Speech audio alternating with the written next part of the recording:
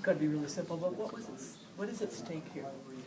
Today was an appeal of a decision that was made on December 6th, which said that the minister broke the law when he introduced legislation that removed the control of the Canadian Wheat Board from farmers without first conducting a democratic vote. So that's really what was at stake today, and we're hoping that this Federal Court of Appeal will uphold that decision that was made on December 6th. And if they do uphold that decision, what happens then? I guess what we're asking for is the government to either give farmers a democratic vote on the future of the Canadian Wheat Board, which they were originally promised, or if they're not willing to do that, compensate farmers for what they have lost. Now, didn't the government ignore the court's first? Yes, Yes. and that was brought up today, that essentially Justice Campbell ruled that the government had broke the law, and the government, I think one phrase that came up, the government just thumbed their nose at that ruling and did nothing.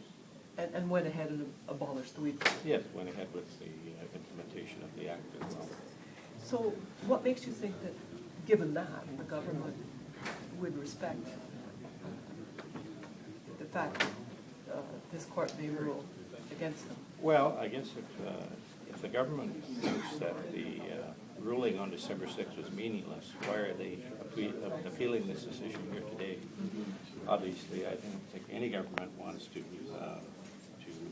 completely disregard a declaration of the court, and that's why they're appealing here today. And how do you think it's going, or has gone? It's always hard to tell, but I was reasonably pleased with the submissions that both our council made and the interveners as well. So, And what is it that you want? You want the wheat board reestablished?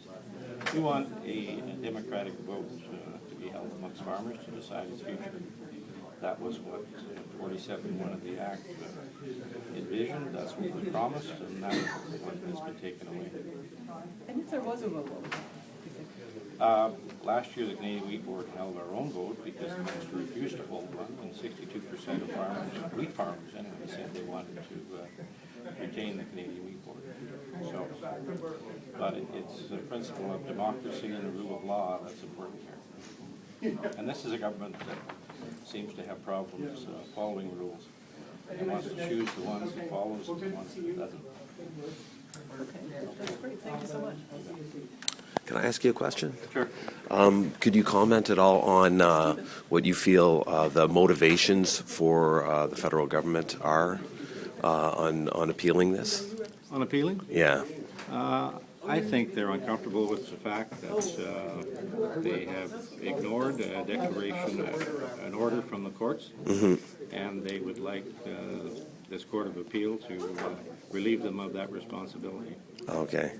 Now, and what do you feel the implications to farmers will be in the long term if everything continues as the government expects it to proceed and the wheat board is no longer in the control of farmers? Well, I mean, in the long term, farmers will really lose what economic, what political power they once had with the Canadian Wheat Board.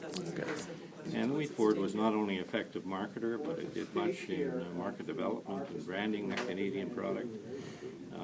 That's now going to be turned over to the private sector, and frankly, it's just not going to happen. So farmers will be the big losers in all of it. I see. Do you think that this legislation is more tilted towards the big farmers as opposed to the smaller farmers, so or much. no? Even the largest farmer in Western Canada, I'm not sure who he is, but in the whole scheme of things, it's still pretty small potatoes. I see. I mean, the large grain companies, the railways, those are the big players in Western Canada, and they're the ones, frankly, with the wheat board gone, that are going to run the show. I see. Okay, thanks very much.